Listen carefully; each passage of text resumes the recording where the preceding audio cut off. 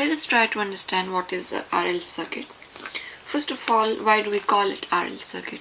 We call it RL circuit because this circuit has one resistor and one inductor and a battery.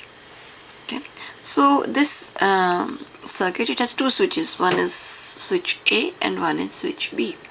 So in the first case, at time 0, both the switches are open,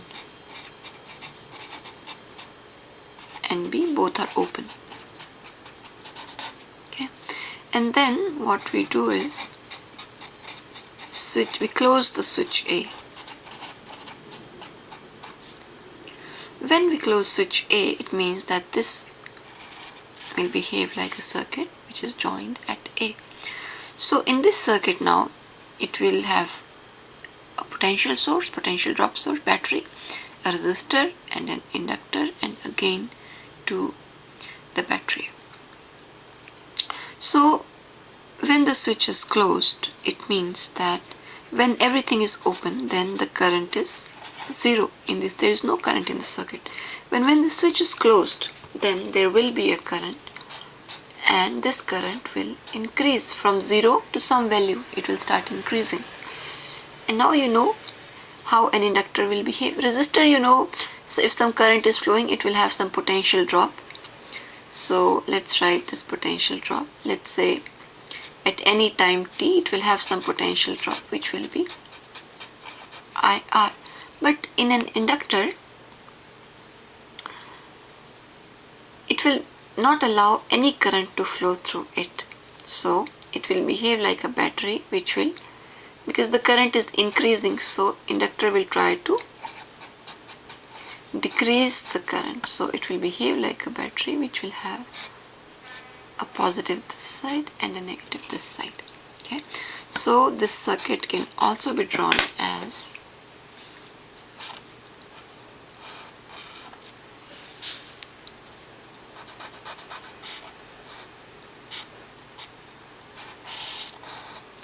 where it is epsilon IR delta V is equal to IR, and here it will be epsilon is equal to minus L di upon dt.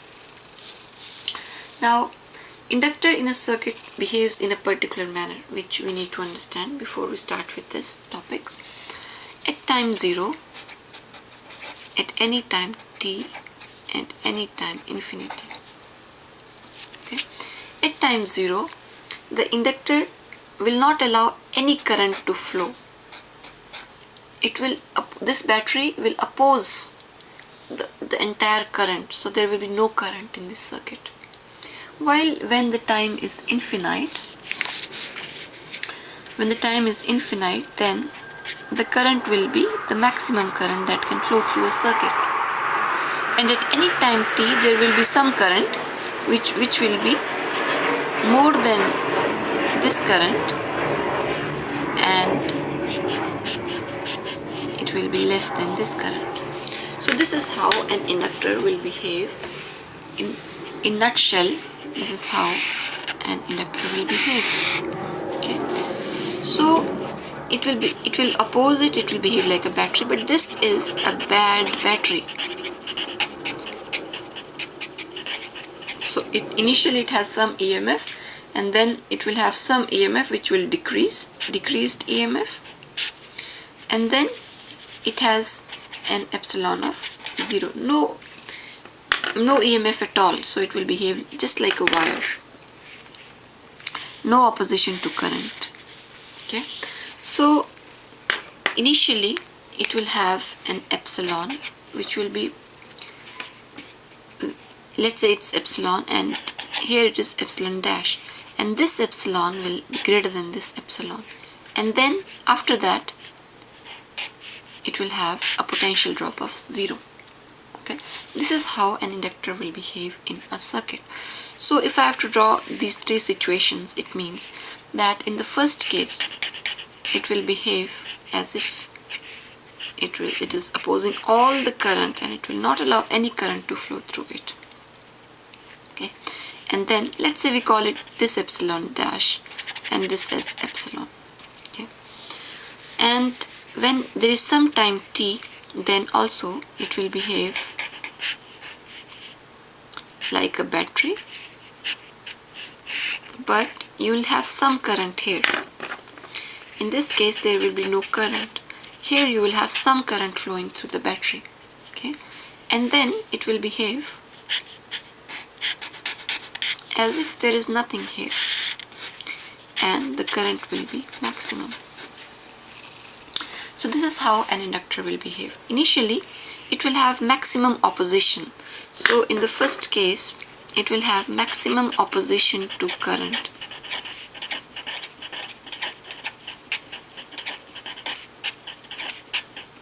In the first case. In the second case it will have lesser opposition and then no opposition. So here it will have less opposition,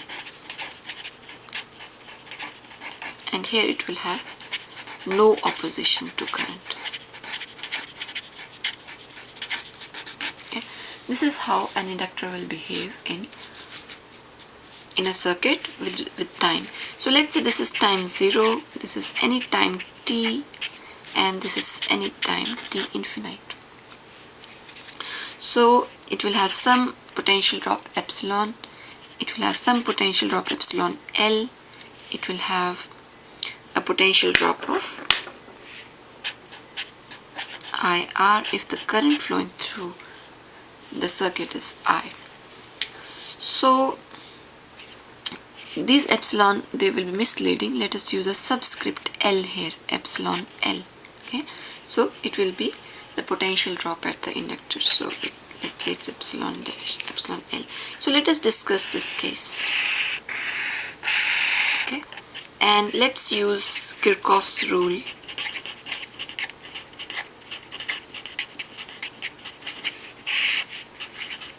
to write an equation for this circuit. Kirchhoff's loop rule will be using, which says that delta V in a loop is equal to 0. There is no potential drop in a loop if we add all of these potential drops. So now let's first of all say which one is positive and which one is negative terminal. So minus, plus, plus, minus, plus and minus. Okay, so let's start. We are moving from epsilon, so it minus to plus, so we are moving from, so the potential drop will be plus epsilon, because we are moving from minus to plus. And then let's say we move from plus to minus, so because we are moving from plus to minus, so it will be minus IR. And then we are moving from plus to minus, so minus epsilon L will be equal to 0. This will be our equation by Kirchhoff's rule for this circuit. Now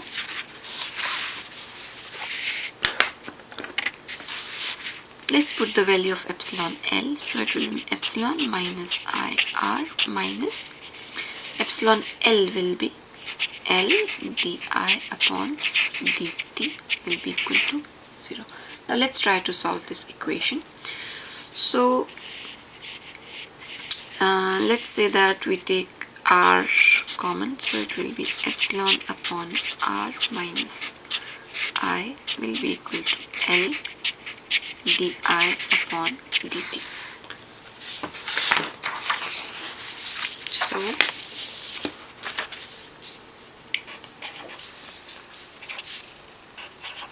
R epsilon upon R minus I will be equal to L di upon dt. So let's take I and t separately. So it will be R upon L dt will be equal to di upon, let's take negative common. Okay, let's keep it like this for clarity. Okay. Now let's say it is R upon L dt, so it will be di upon I minus epsilon upon r. So now we are going to integrate it. So now integration will be on time. So let us say, now let's go back to our previous circuit. So let us say that the time is changing from 0 to t, and so time is changing from 0 to t. And how about current? Current is changing from 0 to I. Okay? So the current is changing from 0 to I. So this is how we write this equation. Time will change from 0 to t and current from 0 to I.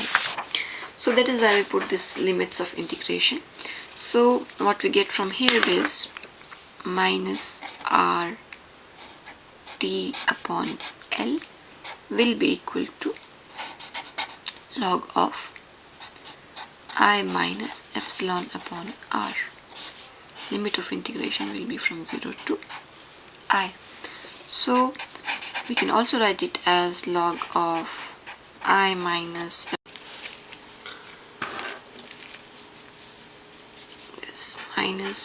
log of 0 minus epsilon upon r.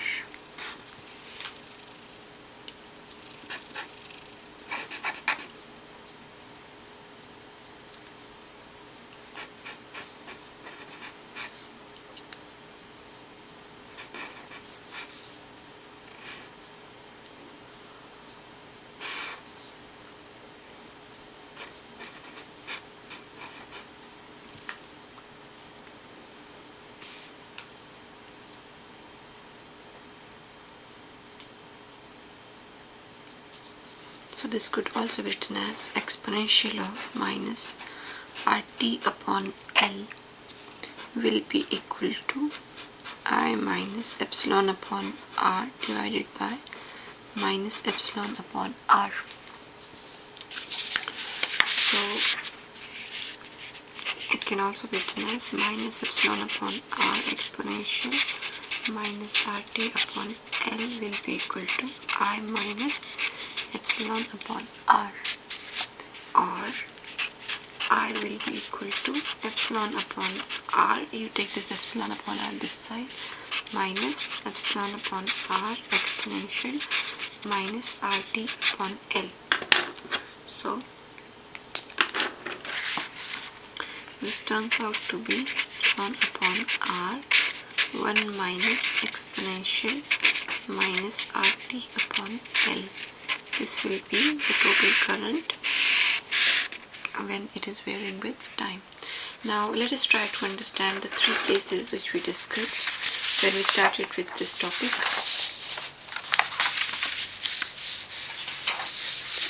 Okay. So now what we are getting is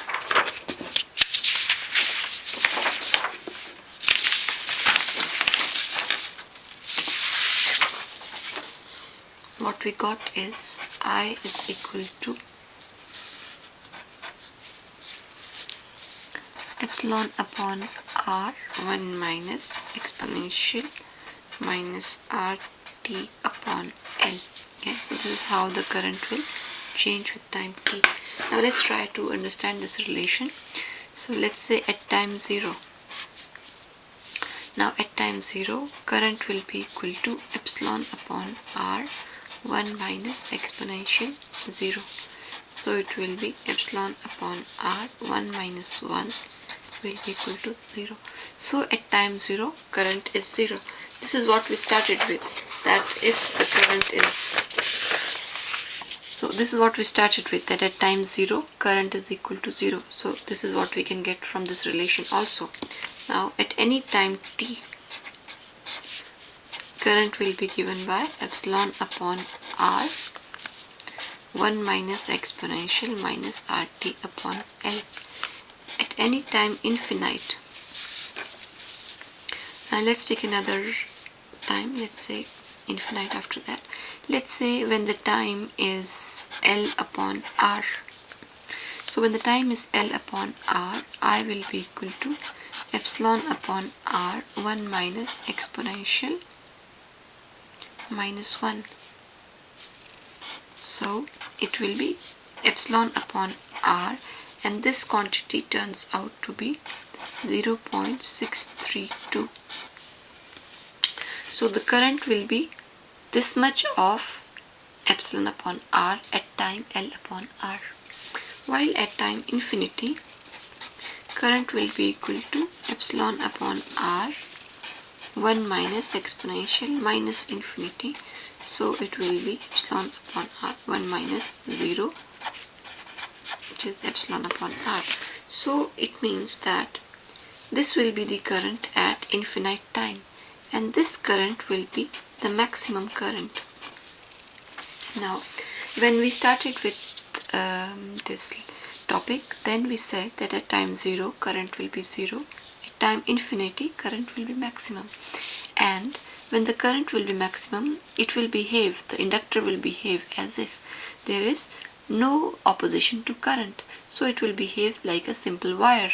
So if we see this circuit, if the potential drop here is epsilon, here it is IR, so it will be epsilon will be equal to IR, and I will be equal to epsilon upon R. So this current, maximum current, this will be the maximum current, which is epsilon upon R. So at infinite time, the current will be maximum, which will be epsilon upon R. Therefore, this current will be the maximum current at infinite time. Now, if we plot all these times, what we get is, if we plot current versus time, at time 0, current is 0, at time infinity, and this is a constant value, because epsilon is constant, R is constant, so you'll have some infinite value, some constant value, okay, and this constant value will be epsilon upon R. And in between, when we go from 0 to t, the current will increase exponentially, so it will be something like this. And at some time, when time is equal to L upon R, current will be 0.632 times of the maximum current. This is how an inductor will look like when it is gaining the energy or current starts to flow through it.